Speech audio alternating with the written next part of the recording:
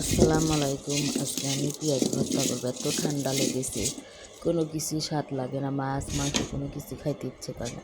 এই চুলায় ভাত তুলে দিয়েছি আর এই চুলায় দিয়ে দিলাম হলো পেঁয়াজগুলো ভালো করে ভেজে নিয়েছি। আবার এই পাশে দিয়ে দিলাম, আর এক পাশে দিলাম ডাঁটা শাক। একটু লবণ দিয়ে পানি দিয়ে ঢাকনা দেন, ঢেকে দেখো 10 মিনিটের মধ্যেই হয়ে যাবে এটা।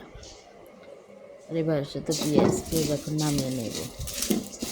পেঁয়াজটা চোষাগুলো একটু পোড়া পোড়া ভাব এসেছে, ভাব পুড়ে গেছে। এখন নামিয়ে নিয়ে সেদ্ধ হয়ে গেছে 80%।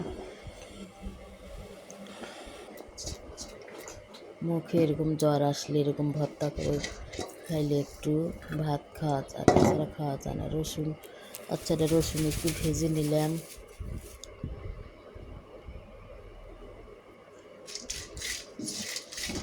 এখন 10-15টা শুকনো মরিচ কাঠখোলাই ভেজে নেব, তেল ছাড়া ভেজে নেব। মরিচটা ভাজতে আমার অনেক কাশ উঠে গেছিল। আপনাদের ভাই বলে কী ভাজে, শুকনো মরিচ ভাজার একটা ঘ্রাণও বাড়াইছে। তারপরে এখন আবার আমি পানির ভিতর ভিজিয়ে পরিষ্কার করে নিয়ে এখন সব পেঁয়াজগুলো ছিলে নিচ্ছি।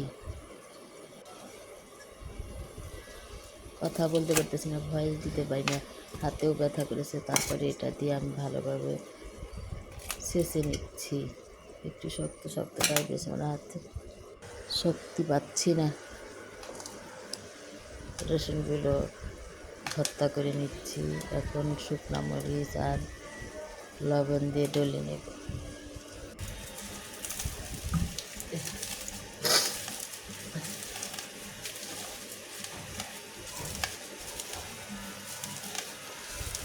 এরকম করে ভর্তা খালি ঠান্ডা জ্বর তাড়াতাড়ি মুখে রুচি আসবে, ঠান্ডা সেরে যাবে। পেঁয়াজ আছে, সরিষার তেল আছে, অনেক উপকার হবে।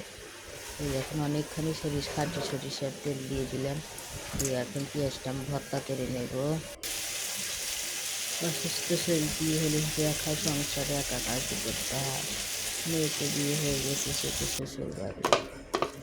এপাশে শাক ভর্তা করে নিলাম, আর পটলের খোসা চোষা হলো ভর্তা করে নিলাম, কাটায় বেটে ভর্তা করে নিলাম। একটু সরিষার তেল দিয়ে ভালো করে মেখে নেব।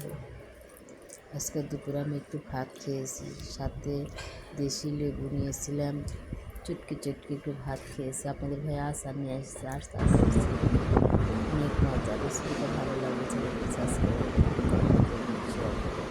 আর আমার ফেসবুক পেজ থেকে গেছে, তার একটু ফলো যদি গরম গরম ভাতের সাথে খাইতে সেই মজা, দারুণ মজা। আল্লাহ হাফেজ, সবাইকে ধন্যবাদ।